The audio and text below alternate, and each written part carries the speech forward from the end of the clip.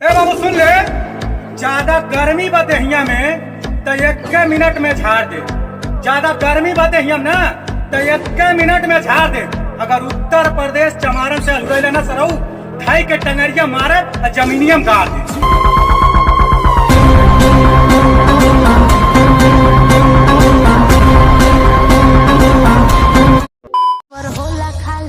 अरे माधर चोद, राजभर के जामल हई आन बान शान कबो ना जाई कि भरद्वाज के जामल हई आन बान शान कबो ना जाई।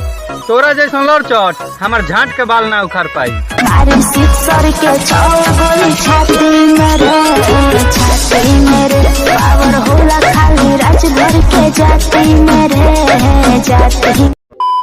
सुन दे बाबू, जात पात के बात बंद कर।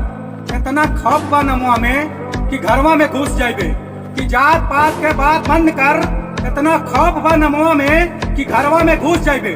जौने दिन यूपी वाले चमारन से अजरैले ने मार दिए ना सरऊ तो जमीनिया में सूत जाइबे।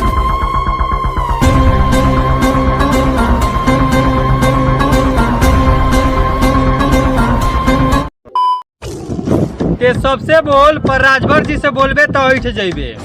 ते सबसे बोल पर राजभर जी से बोलबे तो उठ जाइबे। अब मरवा देम कोई के गोली के राय ऑफिशियल भाई से सारे गणिया लेके बैठ जाइबे। जब 16 साल का था खलनायक देख ली उस दिन तक। उत्तर प्रदेश में प्रशासन के चलाला चमार सब लुका गए हैं कि कोनो कहत रहल उत्तर प्रदेश में प्रशासन के चलाला चमार सब लुका गए हैं। तो सुन बेटा, जाके पूछ लिया अपने जीजा से जे चमारे से जुड़ाइल बना तो सरौ ठोका गई है।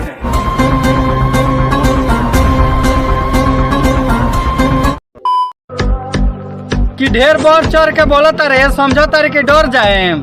कि ढेर बढ़ चढ़ के बोलता रहे समझो तारे के डर जाए। तहार बहन चोद राजभर हई सीधे करे जो पर चढ़ जाए।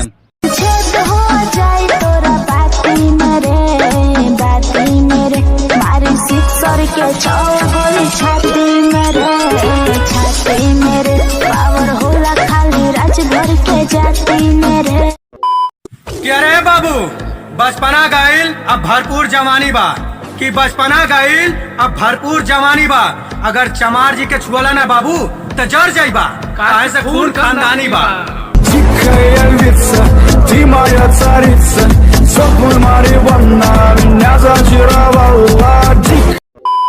कि राजभर आई वही से जी ले आन बान शान से।